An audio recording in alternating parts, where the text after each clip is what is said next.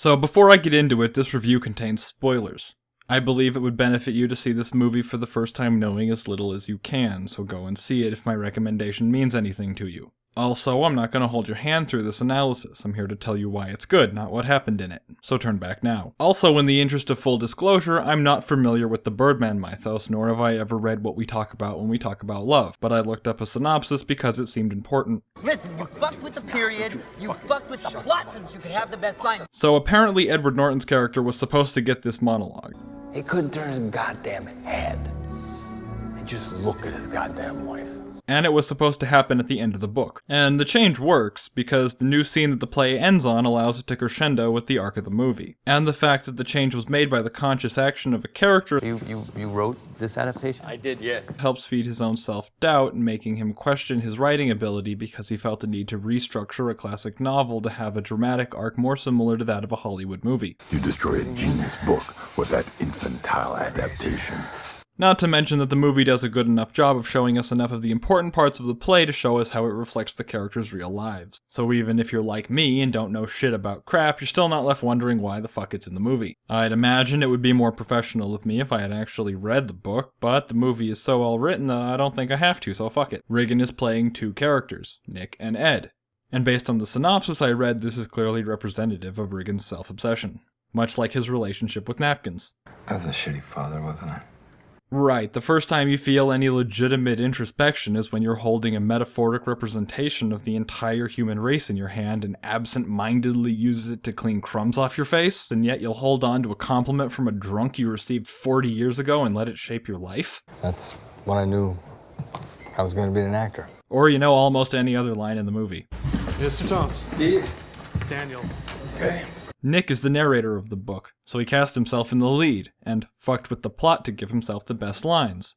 By the time I got down to the hospital, this kid, fucking teenager, was dead. So yeah, he's got an ego of plot-driving proportions. What do you want, an Oscar? He's also playing Ed, who has a very similar role in the story to Riggin. Why do I always end up having to beg people to love me? That's what you always do.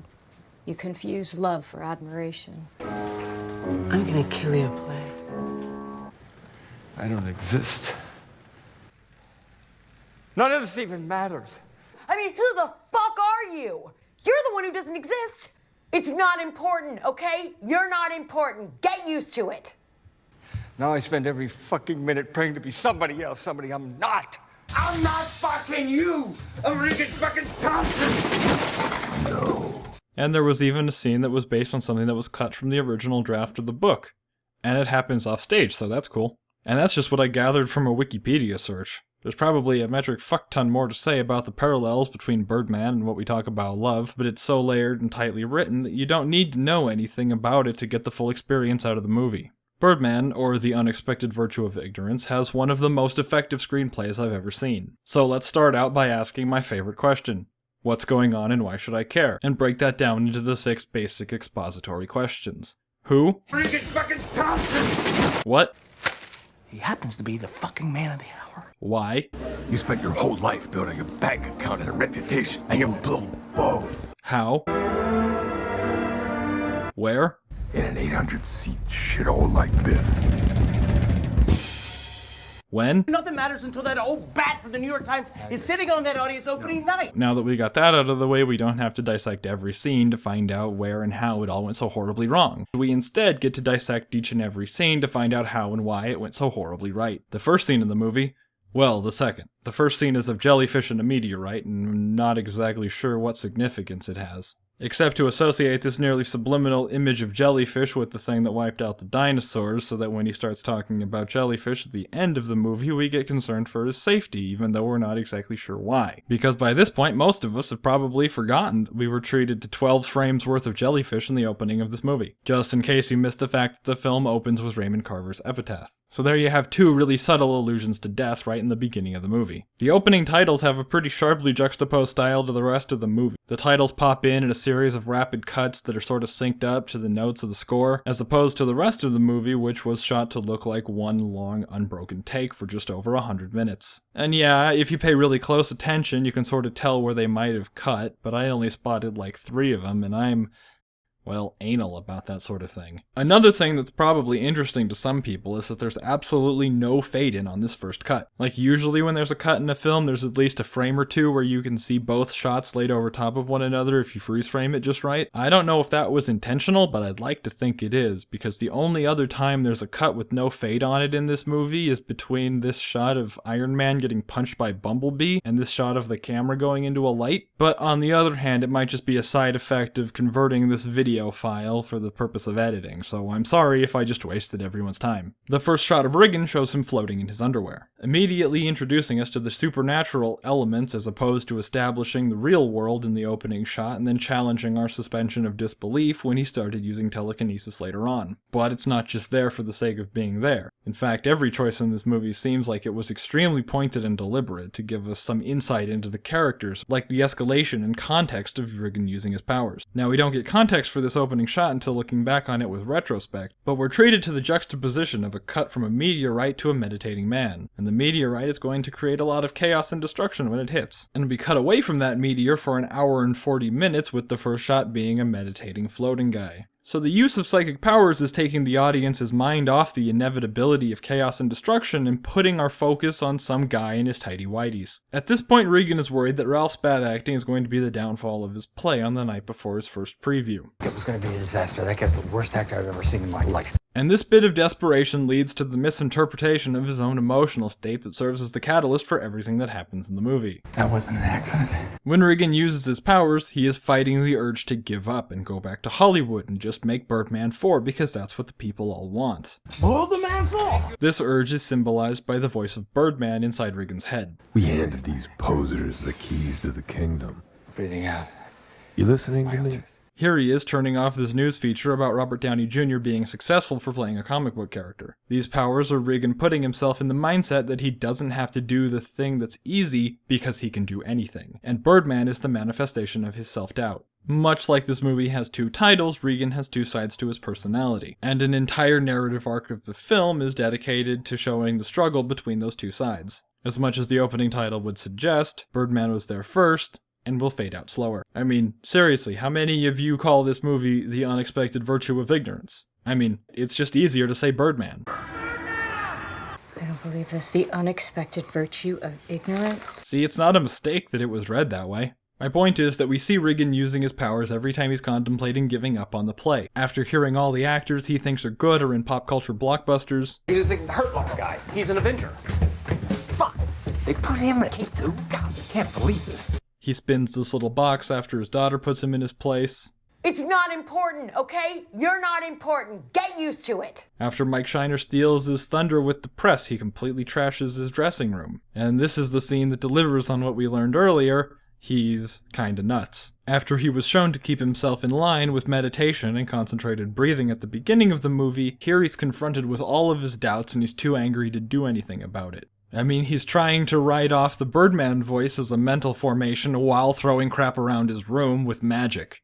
It's a scene of a man trying to have his mental cake and eat it too, clinging to the figments of his imagination that make him feel worthy while trying to dispel all the ones that don't. The first climax of the movie happens right after Regan's lowest point. Regan faces off against his nemesis in a scene that has absolutely no personal resonance to me whatsoever. What has to happen in a person's life for them to become a critic, anyway?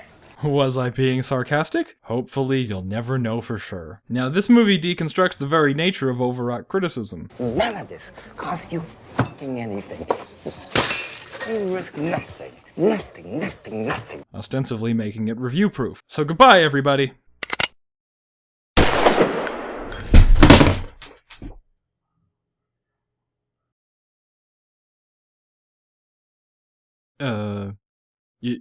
You can see the progress bar on the YouTube video, can't you? You can tell it's not over. Damn. Tabitha Dickens sees herself as a gatekeeper of sorts, not using her position as a theater critic to discuss the merits of a work. There's nothing in here about technique. There's nothing in here about structure. Nothing in here about intention. but instead using it to flex her authority and enforce her own opinion. Don't you ever worry that I'll give you a bad review. She's made up her mind before even seeing this guy's play, and she's not even ashamed about it. She's gloating about how little effort she has to put in to ruin this guy's day. You're a lazy fucker. And she's just maliciously evil in a way that only dubiously benefits her. Sort of like some generic cartoon villain. She just walks off, leaving the hero to die. Or, well, she walks off, leaving the hero alone to face the inevitability that his play is going to open to a crappy reception no matter what. And this pretty much breaks him. Look, he left his napkin. His napkin that meant more to him than the entire history of the human race. And up to this point in the movie, Birdman has been the only voice in his head. But now we see this homeless guy shouting the soliloquy from Macbeth at him, and hopefully I don't have to spend too much time explaining why a speech about the futility of existence as compared to an actor in a play from a play would feel poignant to an actor who is contemplating the futility of his play as compared to his own existence, right? Macbeth was a play that was doomed to failure from the beginning. By witches. And there's another clever nod to Macbeth from earlier after Mike Shiner makes a drunken ass of himself. Hey, that's good work, man. Him and Regan leave the theater and walk around the block, which is a common superstitious response to someone saying Macbeth while inside a theater that is going to present the Scottish play. It's all around just a really appropriate reference to make, especially right before Regan's final battle, his boss fight against the forces of his own self-doubt. They love blood. They love action. Not this talky, depressing, philosophical bullshit. And he's listening. For the first time since that light fell on Ralph's head, he's hearing Birdman out. He's tasting what it would be like to give in. Now look at his face. It goes from this brief flash of a smile to this look of disgust before he starts floating. Now, I personally don't think this man is real, mostly because when real people are in a scene where he's using his powers, they see them for what they really are. And a little because we've already seen that figments of his imagination can manifest as people other than Birdman. I just want to give you a range. I was just trying to give you a range. And somewhat because this line, do you know where to go? Is really representative of his internal struggle right now, Hollywood or Broadway. And when he leaps off this roof and takes flight, we all know where he's going. Even though in reality, he calmly went down the elevator and took a cab to the opening night of his play, which is part of the film that I've barely touched on yet. And really, I'm doing the film a disservice by saying that the play occupies a separate narrative arc from Regan's schizophrenia. So anyways, back to this light. And I'm just gonna come out and say this, that he doesn't have telekinesis, despite what he says here. I made it happen. That line, so early on in the movie, serves to let us know his relationship with his own powers. Because of his aforementioned narcissism, he wants so badly to take credit for the success of his play that he starts believing his own hype, and the relationship other characters have with his powers. Oh, okay. Are you drunk? Even though it's open to interpretation based on the ambiguous nature of the ending. Did you always know the film would end that way? Were you ever torn? I think we're still torn. We appreciate it. So this is how I interpret the end of the movie. And keep in mind that my interpretation is no more or less valid than yours or anyone else's, including the writers of the film. Because if we defined it, then it would be that. Right. And how can I define that for you? Yeah, I mean, I have nothing to say. So you don't want to give your own interpretation away of the end? I can't.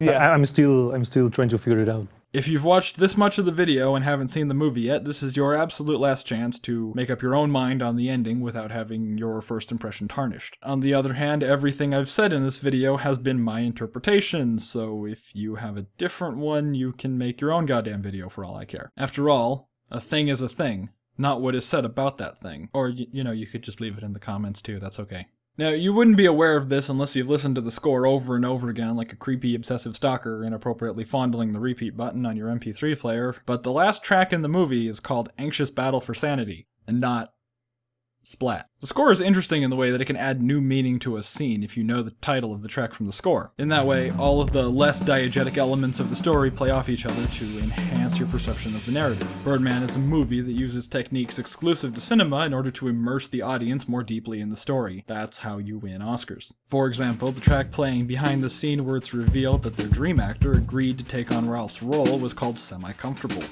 Or the track during the scene where Regan had an all-out psychic breakdown and trashed his dressing room was called Internal War. So yes, I agree, sort of on the nose, but those easy ones can help you interpret scenes towards the end of the movie.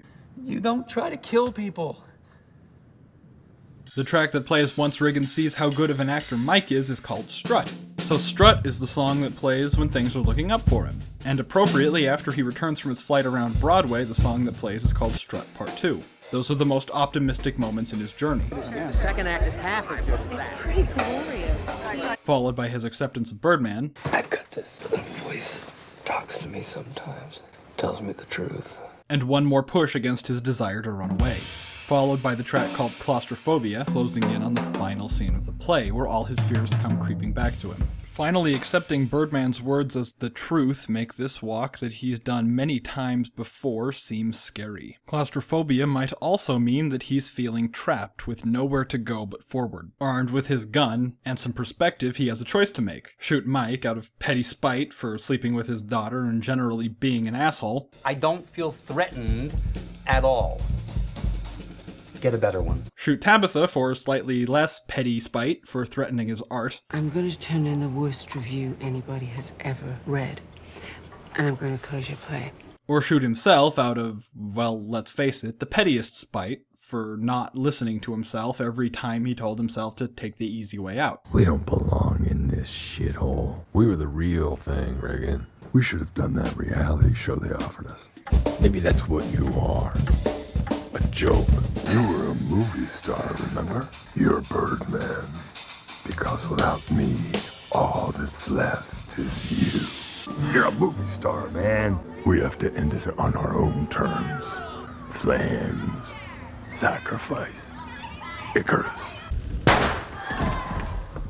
You see, this is where you belong. Above them all. Hey, a cut. Movies typically have those. Weird, huh? We're reintroduced to the meteorite from the beginning of the movie, intercut with scenes of the camera moving towards various sources of light. And, like, Spider-Man the Musical or something, except Iron Man and Bumblebee are there too for some reason. If that's a real play, let me know. The thing that I think is important to note is that the camera is panning back away from the light sources in these shots of the Broadway Avengers play. I believe this is the movie's way of conveying that Regan will always be associated with Hollywood superheroes regardless of where he chooses to be, for as long as he lives. And even the legitimacy that he fought so hard for wasn't enough to free him from his own self-doubt. This is what you wanted, wasn't it? Reagan, this is what you wanted. To be laid up in a hospital bed wearing a beak mask with eye holes, very reminiscent of something. Now, my interpretation of this very final scene, Sam looking out and seeing her father flying, is heavily dependent on my impression that the gun misfired, hitting his nose instead of his brain. And much like the falling light in the opening of the movie, Regan interpreted that as his powers helping him out, knowing full well that Birdman and the temptation to go back to Hollywood would be there waiting for him when he woke up. Bye-bye. And fuck you. So taking flight and allowing Sam to see it happen was him choosing his family over his narcissism. Surviving his gunshot helped him learn what was really important, and it wasn't his play, and it certainly wasn't his fame. I feel like I got off on a tangent somewhere. Oh right, yeah, this light fell, and not because Regan has telekinesis. Nonetheless, he takes advantage of it to get a better actor, because he believes that getting a better actor will make his play get the critical reception it deserves. Ask me if the theater critics love him. The theater critics love him. They want to spooge on him. Or for him to get the credit for writing and directing the play that got the good critical reception. Regan is using the play as a means to get something he thinks he wants but doesn't truly understand. This is about being respected and validated, remember? That's what you told me. That's how you got me into this shit! And this scene with the journalists is a pretty hellish representation of the throes of legitimacy, fame, and popularity. Stuttering and stumbling around, trying to keep up with this highbrow douchebag's questions and hoping he can't tell how far out of his depth he is. Like you said, that, Bart said, see Birdman, like Icarus. To immediately having to field stupid non-sequitur bullshit questions from this tabloid bitch. Now, is it true you've been injecting yourself with semen from baby pigs? And as the icing on the cake, they threw in someone who literally only understood the words Birdman 4. I said no to Birdman 4. That's why. Birdman 4! Two of them treat him like he's a celebrity and not a real person, and the other one, on top of being pretentious, sees right through his facade. Are you at all afraid that people will say you're doing this play to battle the impression that you're a washed-up super? No. Either way, he wants legitimacy, and he's convinced himself that Mike Shiner is going to help him get it. But he causes Regan problems because they come from two different backgrounds. Now, this isn't the backwot, Regan. This is New York City. This is how we do things. And since they're both really stubborn, it stops them from fully respecting each other. All right, why don't you get your wings in your fucking bird suit, man? Now, I'd really love to dissect Mike Shiner's character to the core, but he's honestly just the type of character who wears his motivation on his sleeve. He completely exposes himself to Sam in this scene, and then, again, in this scene, Truth or dare? he says it flat out. Truth is always interesting. Or maybe he just likes being himself around her because he can relate to her propensity for escaping reality. You've been trying to make yourself invisible behind this fragile little fuck-up routine of yours, but you can't. You're kind of a great mess. No amount of booze or weed or attitude is gonna hide that. Her through drugs, leading to rehab and ultimately to where she is right now, working as her father's assistant. What do you do? She's my assistant. To whom she has a strained relationship with. Anything but roses. I hate this job. Him through acting and becoming other people. I don't pretend out there. I told you. I pretend just about every place else, but not out there. Ultimately leading to where he is right now, working on Regan's play, where he finally got to meet a kindred spirit, and they hook up. Much like Mel and Terry's relationship to Ed. Do you see what I mean about this being really intricately woven? Your ass is great. Dude, seriously? Hey guys, I'm going to Starbucks. You want anything? I'm good. She has a great ass. Except where Terry's relationship to Ed is one of abuse being perceived as love. What do you do with a love like that? How is that? That is not love. Sam's relationship to Regan is one of absence being perceived as, well, not love. What is the worst thing that he did to you? Seriously. He was never around. The point is that she's got angst and she blames her father for it. And I'd have to know more about the book to say if that has any particular meaning, but I'm sort of guessing it does. Both relationships with the Ed equivalent are based on some sort of misunderstanding. Sam and Mike's relationship pick up when he attempts to clear up that misunderstanding. I mean, so what? That was it? But Terry still stands by her original interpretation of Ed. If anybody's actually read the book, could you let me know in the comments? But one thing I'm aware of is a reference to a part of the book that Regan edited out when he wrote the adaptation. And it happens off stage. Sam joins Regan in the hospital room after he shot himself, just like Terry joined Ed in the hospital room after he shot himself. And even though I'm getting ahead of myself by talking about this way out of order, Mike and Sam's relationship serves as the catalyst for the emotional fatigue that led to the event that got affected by bad luck that made him a social media icon for just long enough for his impending implosion to be relevant. 350,000 views in less than an hour. Effectively making it so the climax of the story arc about his emotional stress leads directly into the climax of the arc about his self-doubt. You're no actor, you're a celebrity. Let's be clear on that. Making both arcs denouement off the same event, which had been seamlessly built up to by every scene in the movie. Damn, this screenplay is good. Woo! Now, even with all that being said, I have one problem. He walks up to this guy and asks him for a cigarette. You gotta smoke. But this guy's hand is in his pocket even before Regan says you gotta smoke. Now, I've tried to rationalize it by saying maybe he has a history of Regan only talking to him when he wants a cigarette, but if that was the case, you'd think Regan would at least say thank you. I don't know, it's a really minor thing and I just notice it every time I watch the movie. Here, look, I even fixed it. Hey, Jim. You gotta smoke. Now everything's better. Well, that's all for the story, and what I'm about to say now won't make any sense, so bear with me. Birdman has extraordinary pacing, and I think the main contributing factor to that is the cinematography. Now, I already mentioned that the movie was shot to look like one long, unbroken take, but as a result of that, they don't have the luxury of cutting to later in the day, so every scene has to flow into the next one. Time passes in a panning shot and you hardly even notice. The movie has a flow that works so well it doesn't feel like you're watching a 2-hour movie. Emmanuel Lubezki is a genius. That's the only word for it. So much of this movie takes place in rooms that have mirrors and reflective surfaces, and just as much of the movie takes place in narrow corridors. 4 characters sitting around a table having a natural sounding conversation without cutting, and the audience's focus is always on the right character.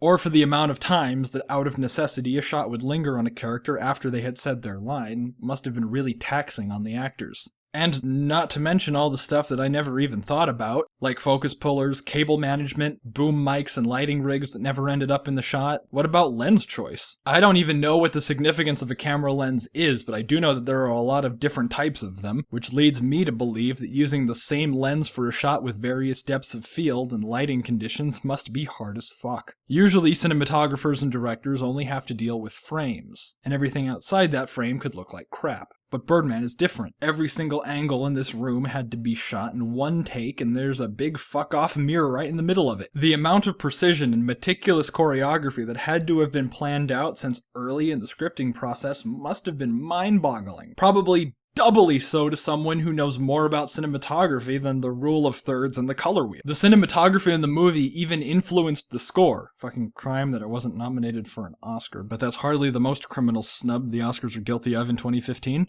Here, this is a clip from the soundtrack. Now, I didn't modify this in any way, I just synced it up to where it plays in the movie.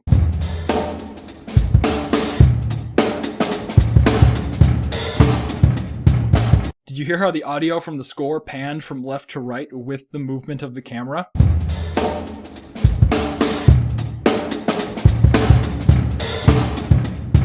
And rest assured, the cinematography and the directing in this movie deserve a better analysis than I'm capable of giving them. Suffice to say that this is a mind-blowing film in every regard, and the artistry that went into every scene of this movie is worthy of praise.